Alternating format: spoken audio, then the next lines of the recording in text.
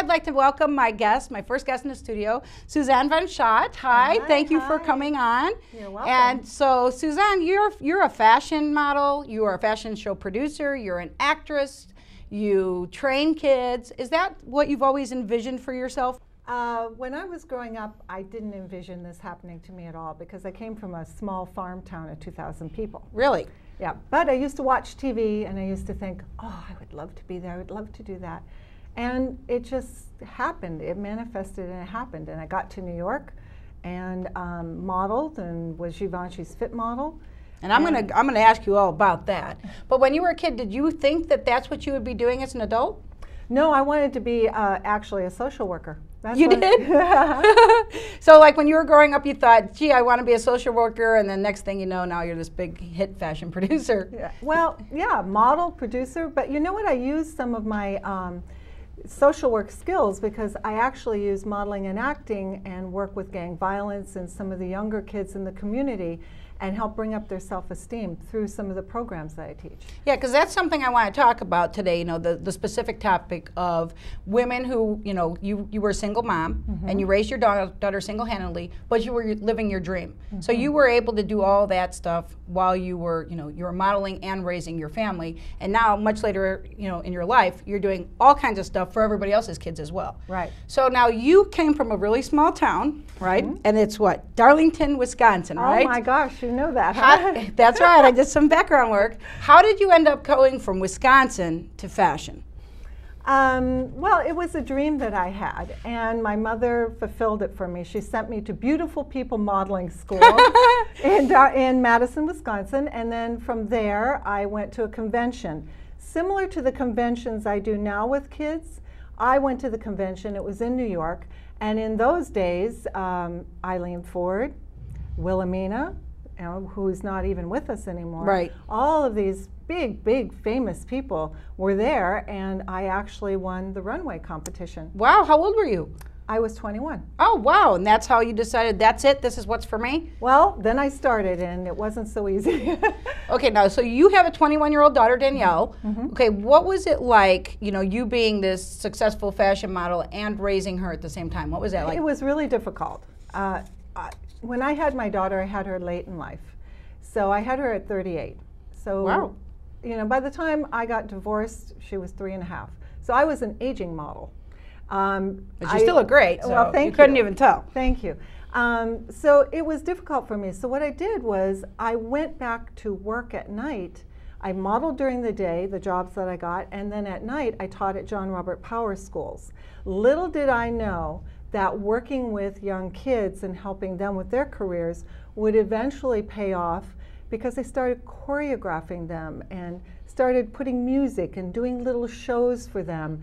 And all of a sudden it became a career. Wow. So now I want to know, when you were younger, you lived in New York, and you said that you modeled there and you traveled back to Paris and Europe and you worked with the top designers, and you traveled every 6 weeks. Now, did that happen when you had your daughter, or was that after or before you had her? No, that was before I had her. Oh, you did, okay. Yeah, I did all that in New York in my 20s into my early 30s, and then I moved to California. That's right, because you actually were in the movie Tootsie.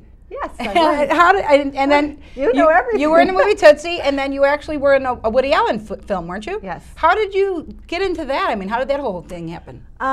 Well, when I was in my late 20s in New York, a lot of the models were becoming actresses, and so I decided to study, and I wasn't really getting anywhere after I studied, so I worked as an extra. And I got bumped up from being an extra. High five, girl. I know. It happens. Yeah. See, there you go, everybody. It can happen. You can start as an extra and get in with Dustin Hoffman. Yeah. It was exciting, right? Oh my God. I thought, you know, I couldn't believe it. I was like pinching myself. And Dustin, he said, I'd like you to meet Dustin Hoffman. And Dustin goes, hello, how are you? I was like dying. I couldn't believe this was happening to me. It was a great break for me. You offered your talents to an intercity youth programs, right? Using a program that you had developed, and it actually teaches self-esteem, and that's what led you to do what you're doing today. Isn't that right? Right. And you brought a video to show us, right? Yes, I did. Actually, the video that you're going to see is kids from all over the United States that come to Los Angeles or Las Vegas for IPOP, which is the International Presentation of Performers. And all the agents, managers, casting directors from New York, LA, Milan, Paris, they all come to discover young kids. Wow. This is very similar to what I did, only on a very small scale, when I went to New York and I placed in the competition. Well, let's take a look at that video that you know, Suzanne coached these kids. You actually went and taught them how to do the runway thing. Right. And let's take a look at that. Let's go ahead and take a look.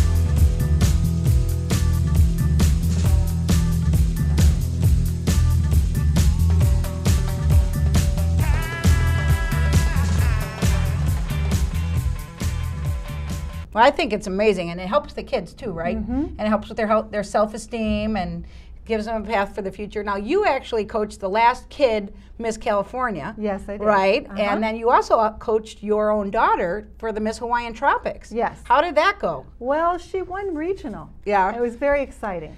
And then we took her to the nationals, and she did just so-so. I mean, that's a whole different ball game. You know, she was on the younger end of the age category that they had her grouped into.